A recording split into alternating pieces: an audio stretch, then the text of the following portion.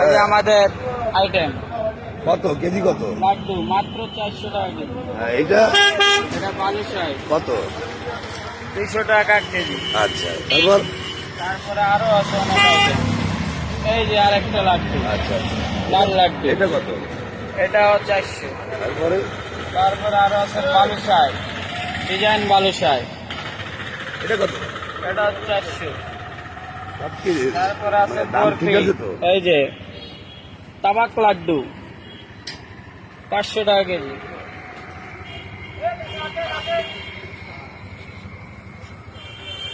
আবার আছে এই যে বরফি, এই যে পেড়া